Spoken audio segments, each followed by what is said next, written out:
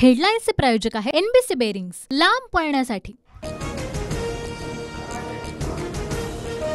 बिहारमध्ये पुन्हा एकदा तख्तपालट। नितीश कुमारांची भाजपसोबत तिसऱ्यांदा घर वापसी। 5 वर्षात 3 वेळा 3 वेगवेगळ्या सहकाऱ्यांसोबत नितीश कुमार पुन्हा मुख्यमंत्री बनणार।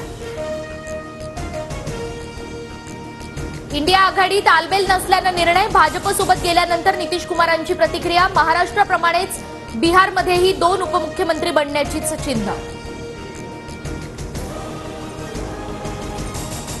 यंत्रणेचा गैरवापर करून पक्ष फोडले जात आहेत। नितीश कुमार यांच्या एनडीए सोबतच्या चर्चेवरून सुप्रिया सुळेंचं वक्तव्य। तर नितीश कुमारांना भाजपमध्ये न घेणारेच आता त्यांचं स्वागत करतील। राऊतांची नाव न घेता शहांवर टीका।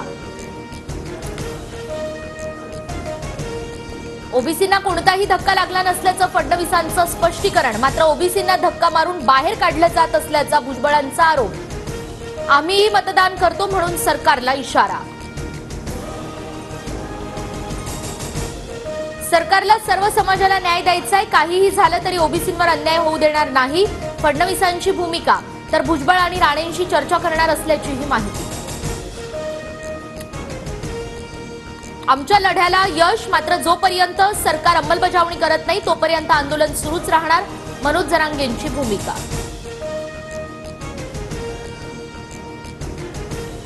भुजबळांची भूमिका राष्ट्रवादीची नव्हे तर समता परिषदेची। प्रफुल्ल पटेलांचं स्पष्टीकरण।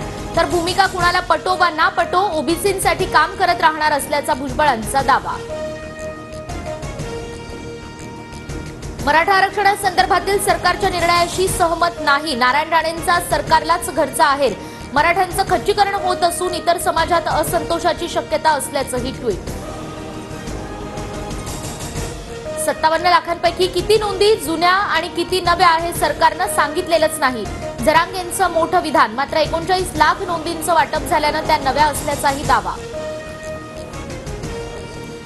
ओबीसींना कोणताही धक्का लागलाच नाही, ओबीसी नेते बबनराव तायवाडेंचा दावा। 54 लाख नोंदींपैकी अनेक नोंदी जुन्याच असल्याचंही विधान।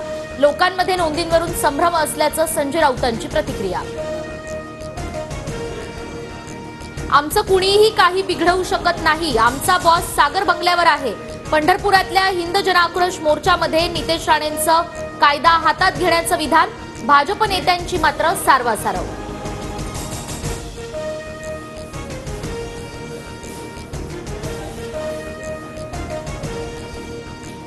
हेडलाईन्सचे प्रायोजक आहे एनबीसी बेरिंग्स, लांब पळण्यासाठी।